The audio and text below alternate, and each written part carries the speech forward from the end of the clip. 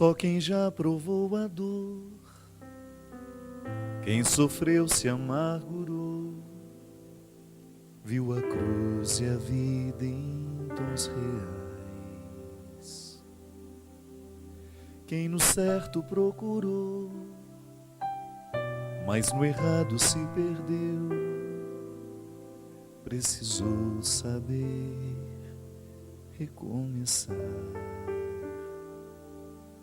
Só quem já perdeu na vida sabe o que é ganhar, porque encontrou na derrota algum motivo para lutar. E assim viu no outono a primavera, descobriu que é no limite que a vida faz crescer.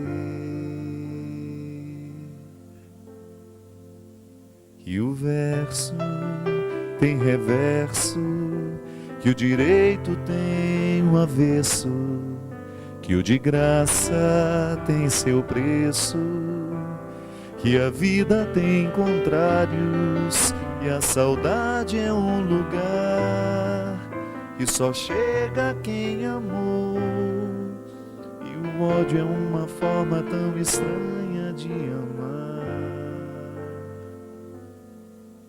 Que o perto tem distâncias, e o esquerdo tem direito, que a resposta tem pergunta, e o problema a solução, e que o amor começa aqui, no contrário que há em mim, e a sombra só existe quando brilha alguma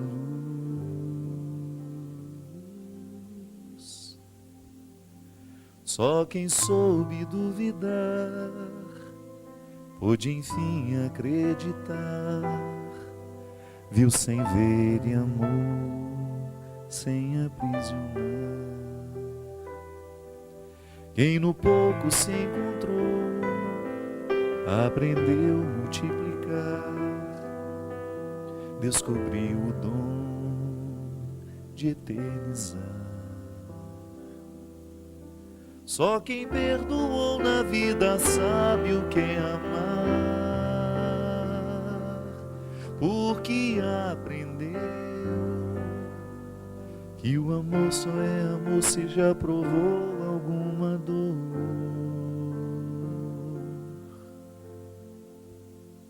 Que o verso tem reverso, que o direito tem o avesso, que o de graça tem seu preço, e a vida tem contrários, e a saudade é um lugar, e só chega quem amou, e o ódio é uma forma tão estranha de amar.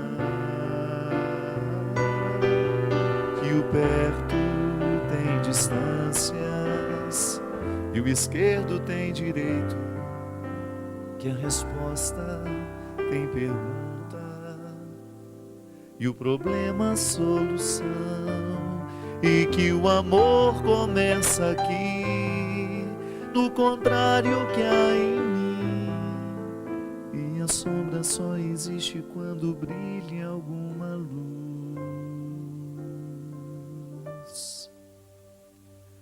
Muito boa noite, é com muita alegria que nós começamos mais um programa Direção Espiritual, mais uma oportunidade de entrar na sua casa, de estabelecer esse momento de comunhão que a conversa nos proporciona. A sabedoria é muito mais que a inteligência. Você já deve ter me escutado falar nisso, porque é uma convicção de fé para mim. Cada vez mais eu me convenço que quando a gente se descobre inteligente, nós precisamos dar um passo para alcançar a sabedoria. E ainda que a pessoa tenha deficiências de inteligência, ainda que ela não seja a pessoa mais inteligente do mundo, adentrar o território da sabedoria é uma forma muito interessante de suprir essas lacunas que nós possamos ter no campo da inteligência, do raciocínio, A gente às vezes encontra pessoas muito inteligentes, pouco sábias. E às vezes encontramos muito sábias e nem tão inteligentes assim. É porque na verdade a sabedoria, ela vem por outras vias, que não são só o raciocínio. A gente sabe que o que diferencia o ser humano de todos os outros animais, e que faz com que ele tenha esse posicionamento de responsabilidade a mais, né? Porque não é um privilégio. A partir do momento que nós somos seres dotados de capacidade reflexiva, significa que nós temos uma responsabilidade a mais. Jesus já nos ensinava que todo poder só tem sentido se ele for analisado a partir do serviço. Que só tem sentido ter poder se nós encararmos o poder que temos como uma forma de servir. O conhecimento é uma forma de poder. A capacidade de refletir a vida é uma forma de poder. E aí nós entendemos que porque somos criaturas as únicas no universo com a possibilidade de refletir a vida, não é? Você tem no animal um instinto a favor da sua sobrevivência. Você até tem animais em que você descobre uma inteligência muito avançada, mas nada como ao ser humano. Você tem lá um cachorro que tem a possibilidade de ser muito inteligente dentro dos limites do seu instinto, mas ele nunca vai ser capaz de refletir uma questão filosófica, por exemplo. Lhe faltam os instrumentais para isso. Só o ser humano é capaz de refletir a vida. E por isso que se espera tanto da gente. É por isso que o ser humano precisa cada vez mais ter uma postura coerente diante da vida, porque ele é capaz de refletir. E a sabedoria é este momento em que nós descobrimos que a análise que estamos fazendo da vida, ela não é muito comum. Ela ultrapassou os limites. Ela foi além do senso comum. O que é o senso comum? É aquilo que é comum a todos, né? É uma forma de você analisar uma situação a partir daquilo que é a totalidade. Mas geralmente é a pessoa sábia que quebra o senso comum. E a partir do momento que o senso comum foi quebrado, a humanidade tem condições de evoluir, porque alguém teve possibilidade de pensar diferente, de analisar diferente uma determinada situação. É aquilo que na filosofia nós chamamos de quebra de paradigma. O que é quebrar um paradigma? É você superar uma maneira de pensar, propondo uma nova forma mais elevada, que vai gerar um bem comum maior, que vai proporcionar ao ser humano uma oportunidade de crescimento. Essa música fala dos contrários. Eu me lembro que quando compus essa música, estava vivendo um tempo de muitos conflitos na minha vida. Estava fazendo um mestrado lá em Belo Horizonte, mestrado em Teologia Sistemática. Foi um tempo muito precioso na minha vida, de muitos estudos e de muitos conflitos.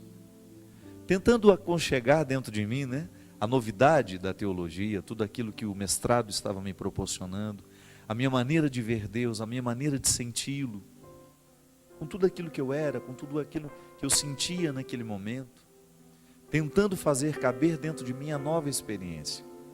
E aí nasceu essa música, que é prima primeira da música Humano Demais, que nasceram praticamente na mesma época, na mesma semana. Músicas que são muito importantes na minha vida como um padre, no meu ministério de música, e que têm uma repercussão na vida das pessoas. São músicas que tocam, por quê? Nascem justamente de um momento de situação contrária, e que eu procurei ver de um jeito novo. Eu acredito mesmo, minha gente, que quanto mais Deus toma posse do nosso coração, maior é a nossa capacidade de refletir. Por isso que nós somos adeptos de uma religião que nos ensina a reflexão. Por isso nós não somos adeptos de uma teologia cega, nós não somos adeptos de uma espiritualidade cega, infértil, porque não tem sentido. Todo aquele que se dispõe a seguir os passos de Jesus tem que estar disposto a viver a reflexão diária, porque até mesmo a análise da nossa vida passa pela reflexão que fazemos dela. Se eu deixo de me refletir, eu perco o compromisso comigo e naturalmente comprometo o tecido social que precisa da minha qualidade humana. Por isso que nós fazemos aqui deste programa um momento de reflexão sempre. A partir das questões que nos são apresentadas, a partir das cartas, dos e-mails. Tenho saudade dos telefonemas ao vivo que a gente recebia.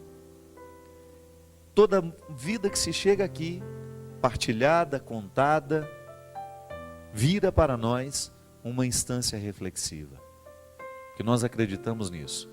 Quando refletimos a vida e o problema do outro, de alguma maneira nós encontramos solução para as nossas questões. Essa é a comunhão que a dor nos proporciona. Ao ajudar aquele que sofre, de alguma maneira eu aconchego dentro de mim os meus desajustes, as minhas desarmonias. Muito obrigado, seu Christian, boa noite. Quanto tempo, hein, que você não aparece aqui, né? Férias perenes. Brincadeira. Gente, estou muito feliz essa semana. Talvez você já tenha me escutado falar, mas é uma verdade. Eu fico muito mais realizado quando eu lanço um livro do que quando lanço um CD. E agora com essa história do DVD, né? O livro para mim é uma experiência muito frutuosa. E nessa semana estou lançando, juntamente com a editora Planeta, o meu novo livro, que se chama Tempo de Esperas. Esse livro nasceu, ele já tem muito tempo que eu comecei. Eu acho que tem uns 7 anos. Eu comecei a escrever esse livro e depois ele ficou abandonado. Inclusive foi a partir dele que surgiu a ideia do livro Cartas entre Amigos, que eu escrevi com meu amigo Gabriel. Quando eu mostrei para ele esse projeto, ele falou, nossa, esse livro é muito interessante e essa proposta de cartas é muito interessante. Aí na época ele me deu um conselho, falou assim, eu acho que você deveria deixar esse livro amadurecer um pouco, porque eu acho que ele pode ser mais longo, ele era muito curtinho. E o Gabriel tinha razão, ele me ajudou muito naquele momento em que ele falou, deixa o livro crescer mais, e ele tinha razão. Depois comecei a desenvolver esse projeto, então depois de quase 7 anos, com ele dentro do meu coração e algumas páginas escritas, finalmente ele ficou pronto. É a história de 2 personagens, de um professor de filosofia e um aluno.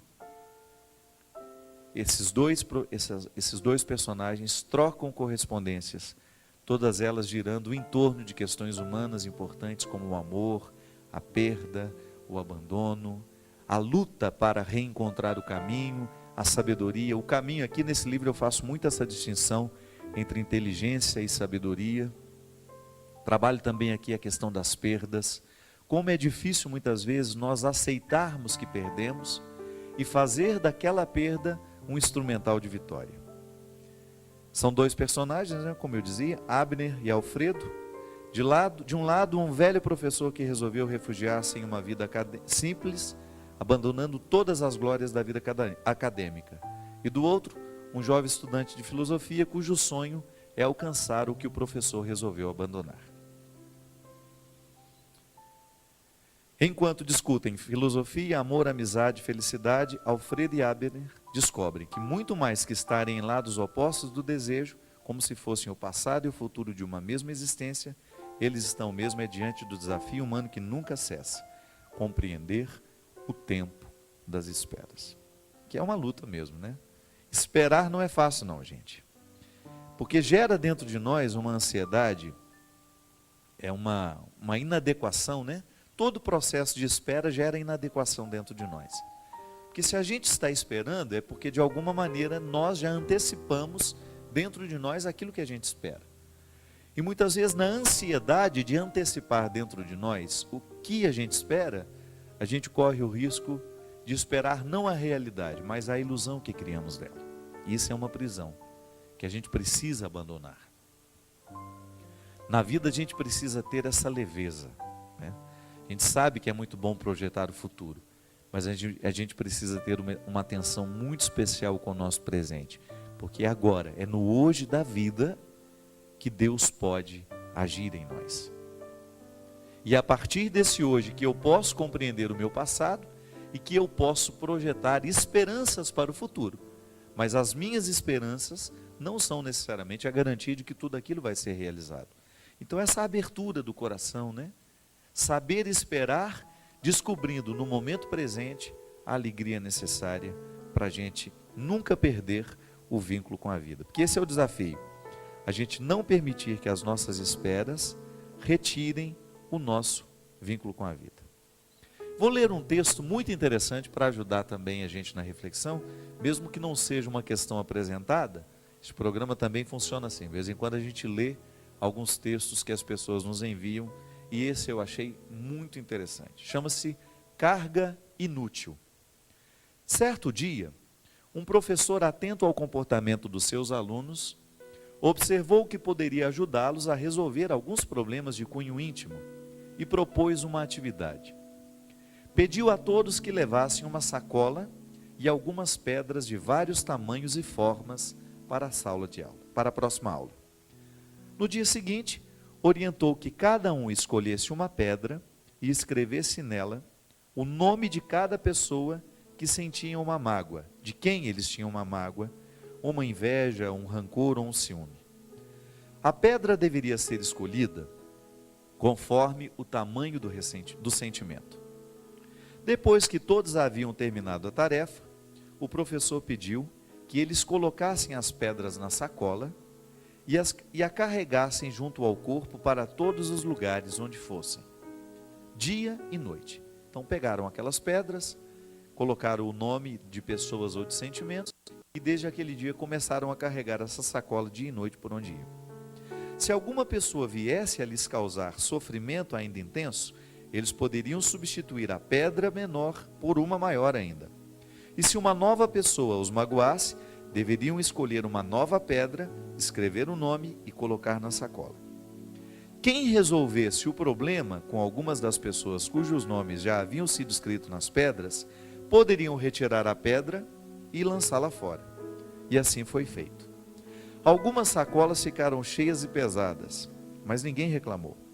Naturalmente, com o passar dos dias, o conteúdo das sacolas aumentou em vez de diminuir. O incômodo de carregar aquele peso se tornava cada vez mais evidente. Com o passar dos dias, os alunos começaram a mostrar descontentamento. Afinal de contas, eles estavam privados de muitos movimentos, pois as pedras pesavam e alguns ferimentos surgiram provocados pelas saliências de algumas pedras. Para não esquecer a sacola em nenhum lugar, os alunos deixavam de prestar atenção em outras coisas que eram importantes para eles. Passado algum tempo, os alunos pediram uma reunião com o professor e falaram que não dava mais para continuar a experiência, pois estavam cansados de carregar aquele peso morto. E alguns ferimentos já estavam incomodando. O professor, que já aguardava pelo momento, falou-lhes com sabedoria: essa experiência foi criada só para mostrar o tamanho do peso espiritual que a mágoa, a inveja, o rancor e o ciúme podem causar na nossa vida. Quem mantém esses sentimentos no coração perde um tempo precioso da vida, deixa de prestar atenção em fatos importantes, além de provocar enfermidades como consequência deste peso. Esse é o preço que se paga todos os dias para manter a dor e os sentimentos negativos que desejamos guardar conosco. Agora a escolha é sua. Você tem duas opções: jogam fora as pedras e continuam a caminhada, ou vocês vão mantê-las diariamente, desperdiçando forças para poder carregá-las. Se optarem pela paz íntima, terão que se livrar desses sentimentos negativos. Um a um, os alunos foram desfazendo das pesadas sacolas e todos foram unânimes em admitir que estavam se sentindo mais leves em todos os sentidos. É uma verdade isso, né? É impressionante. O texto é muito simples, muito direto, pode parecer até ingênuo, né? Mas é uma realidade. Muitas vezes na nossa vida nós estamos levando uma sacola de pedras sem perceber. E há um detalhe que o texto não fala, é que a gente corre o risco de se acostumar com o incômodo. É impressionante.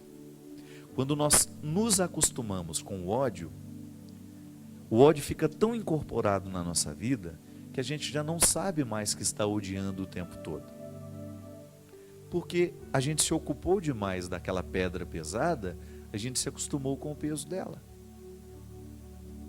Livrar-se desses excessos, minha gente, é muito importante para a nossa saúde espiritual, psíquica, emocional, tudo. A nossa saúde física depende dessa leveza. E é interessante que nós vamos levando esses pesos, muitas vezes justamente porque não refletimos sobre eles. Muitas vezes nós não fazemos a faxina destes sentimentos, né?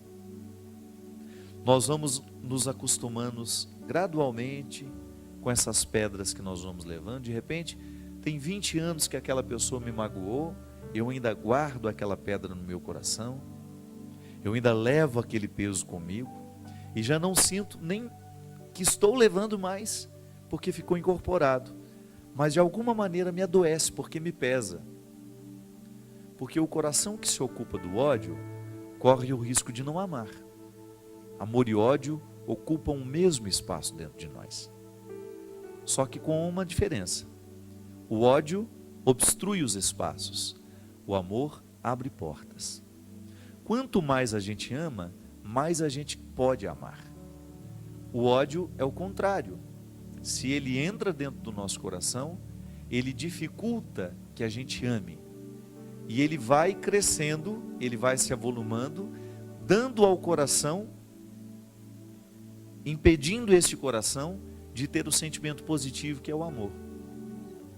Por isso que é tão importante a gente fazer, todos os dias antes de dormir: será que hoje eu estou levando para a cama comigo? Será que eu estou levando para o meu descanso o peso de algum ódio? Muitas vezes nós escutamos desaforo, as pessoas são injustas com a gente, não é? Às vezes as pessoas dizem coisas horríveis sobre nós. Aquilo nos machuca. Agora, eu sou livre para escolher dormir com aquilo que me machucou, ou fazer a minha faxina e deixar que aquilo vá no banho que tomo, né? Às vezes o banho ele pode ser terapêutico. Entra debaixo do chuveiro e ele pode ser a sua oração. Você pode: Senhor, assim como essa água está lavando o meu corpo, eu quero que todos os meus ódios, todos os meus ressentimentos sejam jogados fora neste momento. E aí um bom exercício, sabe o que é? É você esquecer aquele sentimento ruim que a pessoa lhe causou. Como? Ocupando com coisas boas. Por isso é bom sempre ter um livro na beira da cabeceira, né? Para você abrir, ou às vezes escutar uma música boa que você sabe que vai preencher a sua cabeça, que vai preencher a sua mente, o seu coração. Porque a partir do momento que você faz essa substituição, você está dando ao seu corpo a oportunidade de livrar-se, de metabolizar aquele mal que o outro tentou lhe fazer. Uma calúnia, uma fofoca, às vezes o outro não viu os bastidores da sua situação e já fez um julgamento seu. Às vezes o outro olhou muito apressadamente, né? Olhou depressa demais para você, teve aquele sentimento negativo, falou, te machucou, te magoou, disse coisas que foram desagradáveis de serem ouvidas. E aí você, antes de dormir, você entra em reconciliação consigo mesmo. Porque às vezes a gente não tem tempo de se reconciliar com o outro naquele momento, mas você precisa reconciliar-se consigo mesmo. Porque o grande mal que o outro pode provocar em nós é justamente quando eu me torno inimigo de mim mesmo. Quando o outro, dizendo um desaforo para mim, me machucando, ele provoca essa inimizade interior, então sim, aquela palavra vai surtir um efeito muito negativo sobre mim. E isso eu posso neutralizar com coisas boas. Escute uma boa música, leia um bom livro, mas não leve para a sua cama aquele desacato, aquela palavra maldosa, aquele sentimento negativo. E às vezes a gente traz isso de anos e anos e anos. Então, comece a livrar-se de tudo isso. Não leve mais esse saco de pedras, né? E às vezes você vai lá reconhecer, a partir desse momento que a gente está falando, você começa a reconhecer: é verdade, tenho levado essa pessoa como um peso. Não, você não merece isso. É por isso que o perdão é uma atitude, é um gesto profundamente reconciliador. que nos reconcilia com o outro, mas que nos reconcilia aqui, nessa dimensão interior também. Eu volto a me amar, eu volto a me cultivar. Eu não vou permitir que o ruim do outro venha crescer dentro de mim.